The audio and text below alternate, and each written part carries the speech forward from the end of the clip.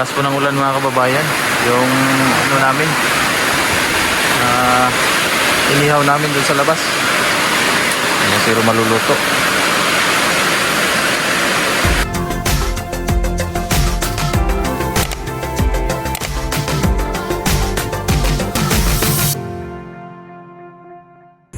Good afternoon po, good morning sa inyong lahat, good evening.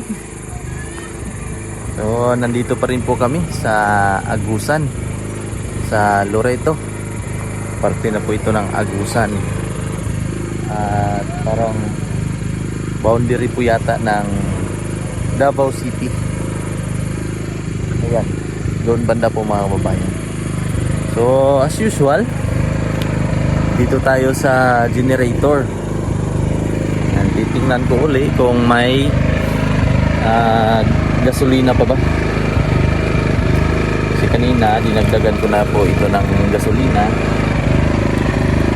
Kasi mahirap na pong maubusan siya ng gasolina.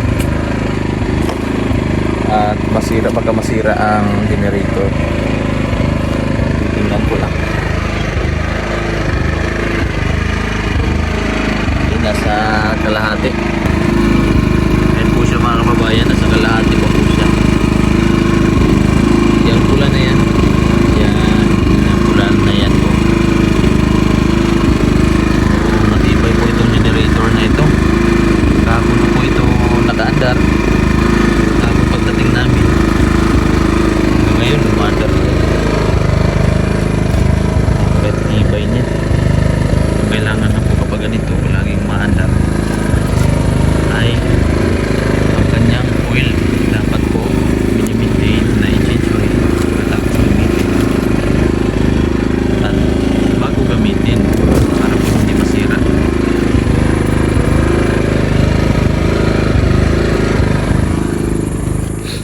Ito kung naka-extension kami. Yan, sila Sir Paul po mga kababayan ay nandoon sa mission pa. Ang natira dito si Sir Onjay, si Stong, si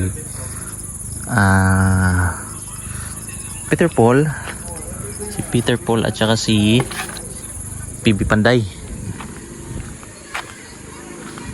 Ganito po sila dito. Parang naalala ko noong mga bata pa po kami, ganito po yung area namin, no?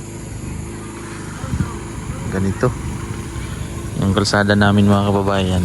Rough road pa dati.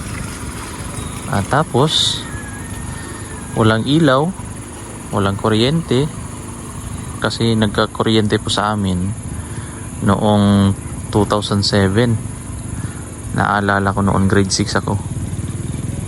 May mga pumasok na mga politiko sa amin at pinatayuan ng mga poste, kuryente. So ayun, may liwanag ang buhay. Itong view dito sa Agusan. Dati po doon kami sa baba, doon banda, kasi paikot po yan dyan, paikot yan doon pababa, doon po sa may maisan sa simbahan ng Seventh Day Adventist. Ngayon dito naman po kami sa taas yan, para po yung sityo ay matulugan namin, hindi lang po doon sa isang area lang, may matulugan din po kaming ibang sityo. So ngayon magpe-prepare kami ng mga hapunan para po pagdating nila kain na lang. Yan sila PB Panday tsaka si Stong ay nagsasaing ng hapunan. Naubos yung kanin? Naubos ang kanin? Ambot ni Stong hurot siguro. Ang hurotong kanon? Sige, thank you. Yan, magsaing tayo. Si Gerald, ha? Thank you. Ganito po sa bukid. Buhay probinsya. Thank you.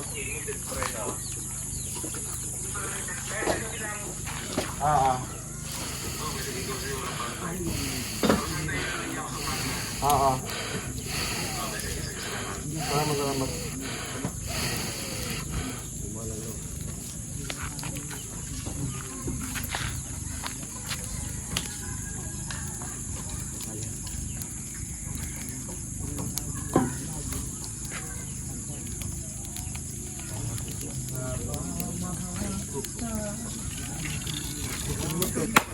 Yan sis ng mga kababayan, nangahon.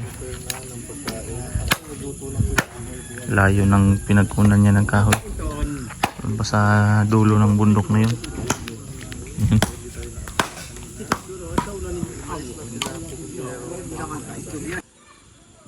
Parang uulan po ngayon mga kababayan. Ang dilim ng kalangitan, tsaka umaambon na po. Kaya yung generator safety natin. Si-safety ko yun. Para hindi mabasa. Mahirap na. Wala tayong source of communication at pang ilaw.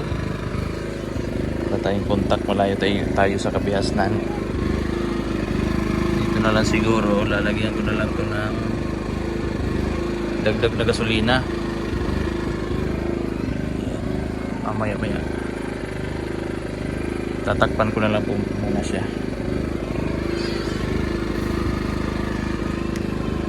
May nakuha ako doon na takip ng lalagyan namin ng bao namin. Ito na lang konti. Ayan. So, tagilid. At least hindi po siya mabasa.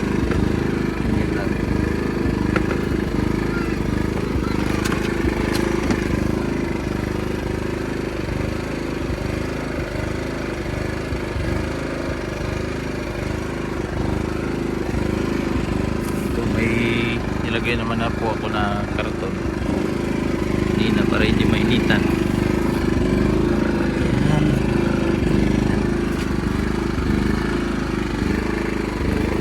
Tapos ito kaso mabibrate siya.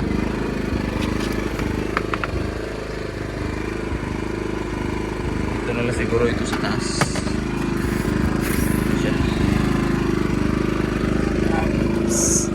Dating pwesto.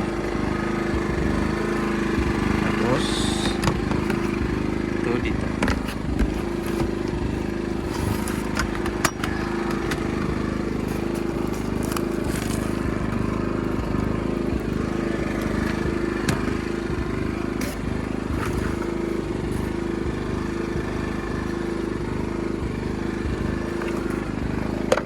Diskarte na lang.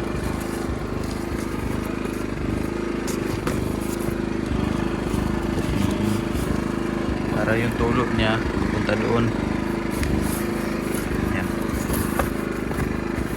Pwede po ito.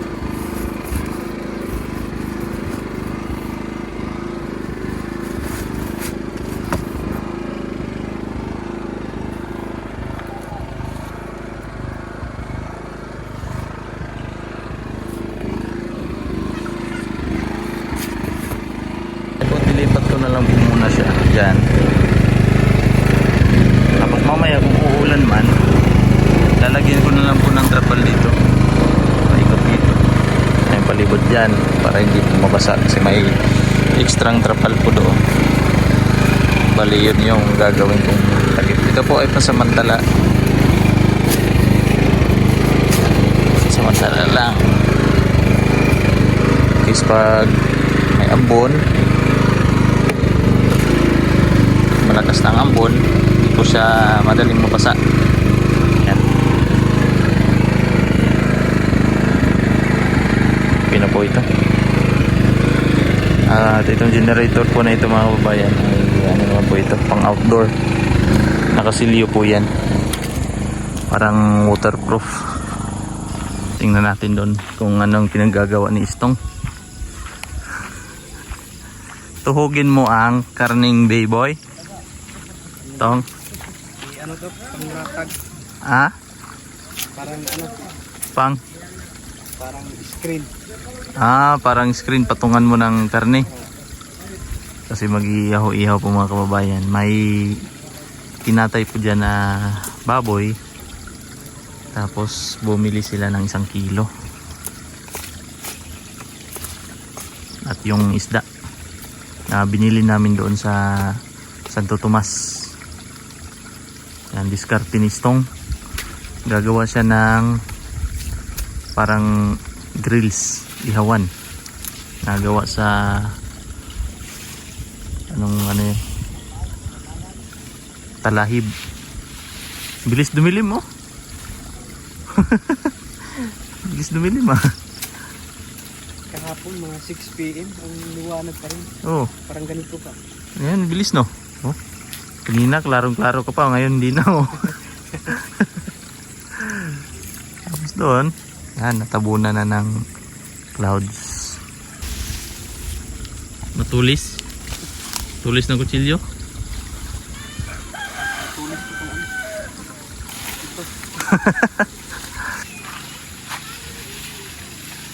Pati dahon tong.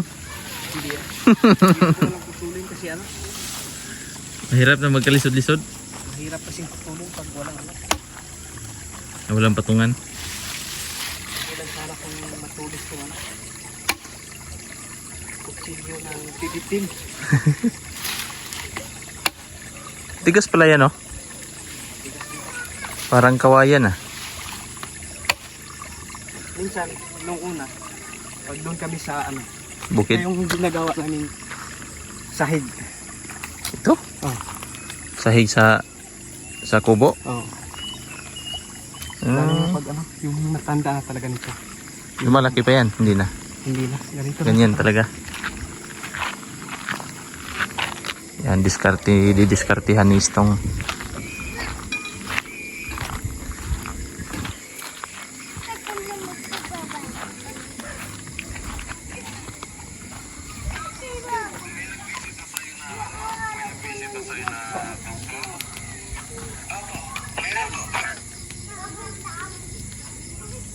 So ang mapapanood nyo po ay isang pagtatanghal kung saan papalambutin niya ang puno ng ano ba yan? Puno ng talahib. Puno ng talahib at gagawin niyang banig. Pwede Gagawa na. siya ng banig. Yan ay ginagawang O yan, tapos na pong painitin. Tapos luto na yan. Papalitan naman niya ngayon, o diba? Ganyan kasi ang tama.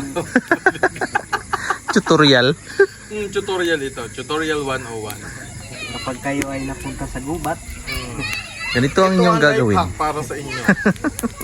Pakinisin ang maliit na bamboo stick upang pangkuskus ng inyong Inyong nangangating katawan. yon. Parte ng katawan. Oo, parte ng katawan kasi sa likod makate. Oo, Makati. Hindi mo maabot. So, gumamit ka ng ganyan. Diskarte ni Stong. 101. Ha ha ha ha. Nakakatawa. Kakatawa. Ha ha ha. Saya.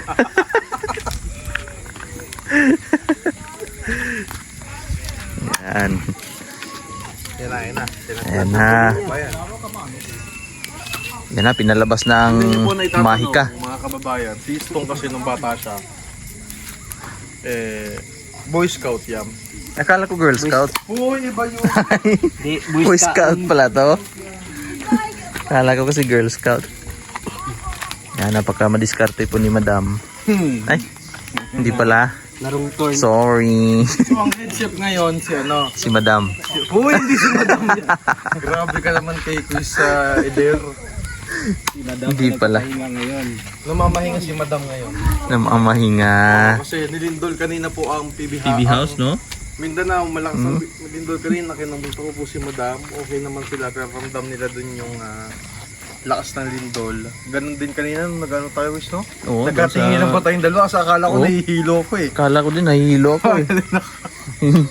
Pagtingin mo, pala confirm. Confirm na lindol. Lindol Kaya, pala. Ingat po tayo mga kababayan. Ah, wow! Wow. So ito po yung mga life hack, ano, pag nasa bundok kayo, ganyan yung gagawin pala. Galing. Mistong ah. Gusto Yun o. Magaling mo mag-isip ah. So ngayon nilalagay na po nila ang dilis. Hindi dilis Saan kasi yan. dilis yan? Dilis pala yan. Sino ka nag-invento ng mga pangalan ng isda? Oo, no? Bakit tinawag na ng galunggong yung galunggong? No? Yung tilapia, bakit tinawag yung tilapia? Ano yung mga isda na lumalaki sa dagat? Ay. Ano yung isda na lumalaki sa dagat? Oh. Butanding. Ha? Mali. Ano? Mag-isip pa. Ano yung mga isda na lumalaki sa ano? Lumalaki sa Shark. dagat? Hindi din. Kasi di ba may baby shark, brother shark, may Hindi din. Blue Marlin. May ano talaga dyan, may tamang sagot. Tamang sagot? Anong Tuna. sagot? So, ang tamang sagot dyan is yung maliliit. Diba yung maliliit, malaki talaga yun. May tama naman. May, May tama. May tama talaga siya. May tama. Ah, may tama talaga. Tama naman. May tama. O ito. Ito, totoo to. Ano ang pinakamaliit na isda sa buong mundo? Pandaka. Ano yun? Pandaka pygmea or meron tayong term sa Tagalog na sinarapan. Sinarapan. So ito po ay matatagpuan sa bato. Bicol ata to sa Bicol. So ito na naman, may isa pa. Oh, May isa pa. Bakit yung aso ay mahilig sa buto? Bakit yung Bakit? Oh. Eh wala man choice kasi hindi mahilig ang aso sa buto. Hindi nyo lang kasi binibigyan ng laman. Ayun yung tama tamang ba? sagot. Oh, Yan diba? yung talagang tamang sagot, no? Eh hindi makapagreklamo yung aso. So sa totoo lang kung nakakapagsalita yung aso sabihin, damot naman ito. Puro buto na lang yung binibigay. Eh walang choice yung mga aso. No choice pala talaga. Ikaw man, di ba? Oh. Hindi mo bigyan ng laman eh. Bigyan mong buto. Eh Oh. magreklamo yung aso. Ganun. Kawawa talaga yung aso. Oo, siyempre, hindi naman makapagsalita. Oo, hindi makapagsalita, no? Bigyan sana. Bigyan yan ng jacket. Oo. Di ba? Ayoko niyan. Ayoko niyan. Kasi kahit si Yung aso. imposible naman na pag binigyan mo ng karne yung aso di niya kukunin, di ba? Hindi nyo lang kasi binibigyan ng karne. Talaga. Kayong manamon. Yun yung talaga yung tamang sagot. Oo, yun talaga yun. Tama ba ako? May isa ba sagot si Master? Tamang sagot, no? Si Master Eder. Yun talaga yung tama. Tamang sagot. Tama naman. Tama naman talaga. Pag Tama bigyan naman mo yan talaga. ng laman ay... Oo, parang isda. Ang hilig daw ng... Parang isda, di ba? Sa pusa. Ang hilig daw ng pusa sa tinik. Wala man choice yung pusa. Kinakain nyo man yung laman ng isda. Oo. Oh, subukan nyo iwan natin yan dito. Hindi pa Pagbalik kainin. natin, ubos yan. Yan na. Okay, kaya tingnan mo. Ayan, tingnan natin, oh. Ayan. Iwan kaya natin dyan. Iwan natin yan. Wala tayong ulam. Tapos iiwan yung buto, no choice tayo. Oo. Tayo naman. Ayun! Oo. May tamang sagot si Istong doon, ah. Ganun din yan eh. Pag gutom na gutom ka na, alangan namang hindi mo pa kunin yung ano. Oo. Tunto. Magsalita pa yung aso, sabi niya, ngayon, nakabawi na kami. Oo. Sabihin pa na, ay ang pusa ko, hindi yung tinik lang ano mo kasi yan ang kinakain niya. No choice man yung pusa. Ingaw lang ng itaw. Ito nga ito sugat. So walang choice. Tapos ko, may mga logic ka dyan. Baliktad ba din? Simple lang yung ano ko, logic. Ano? Logic. Logic. Logic. Grabe, ang ganda naman ito. Kulang na lang, nasa beach tayo eh. Oh. Oo, no? Ganda. Ganda ng ihawan. Ganda ng ihawan. Bamboo. Ayun, no? Si Istong. Parang tinatawas ka ni Ider dyan. Sa'yo lahat punta ng uso ka. Parang tinatawas ka ni Kuya Ider dyan, ha? Ayun, no? Ano ba sakit mo? Hindi ko pa alam, kaya pinatawas ko muna. Yung bibiro po dito, nasa bundok pa din kami. Para sa nito. Pang wheels. Aalis po sila mga kababayan kasi anong oras na po, hindi po sila bumabalik. Sisiguraduhin lang po na ano, kung safe ba sila kasi kanina pa po yun hanggang sa ginabi na po. Tapos dito kami tutuloy namin ang pagluluto, tapos nagpaiwan ako ng isang walkie-talkie ng radyo para in case na hindi nila kami makontak kasi wala pong ang signal dito, ay makontak po nila kami in case po na may ano sila, may tawag sila.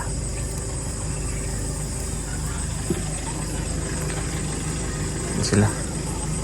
Ayan na pala.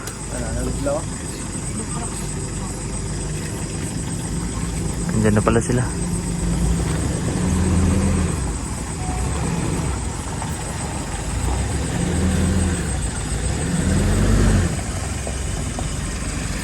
Balik.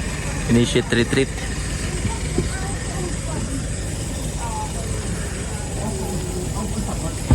Gagawa po tayo ng sausawan para sa inihaw na ano, fish cracker, fish. At sa inihaw na ano nila, hiwalay ko lang.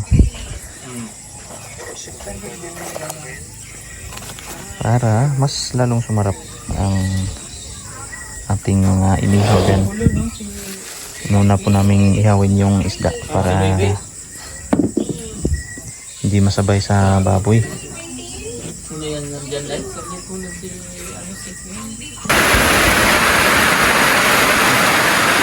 Lakas po ng ulan mga kababayan.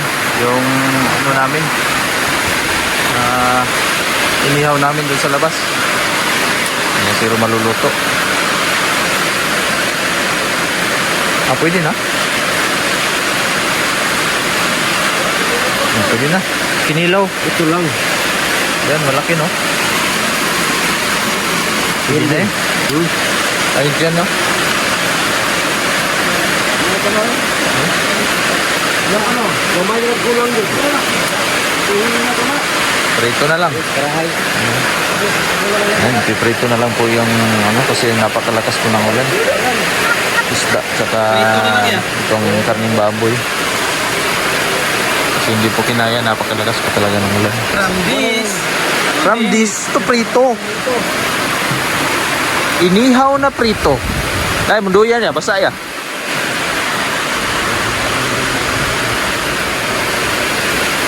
Asa ni gibutang wi?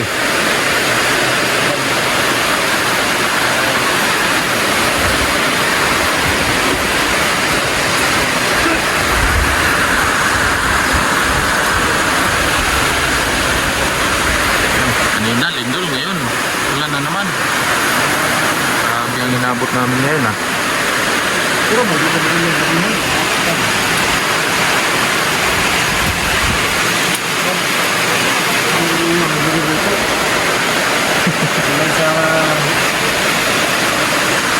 Katapos lang po namin kumain mga kababayan at i-check ko po muna yung generator. Ang oras po ngayon ay alas 9:30. I-check ko lang po kung ano yung sitwasyon natin.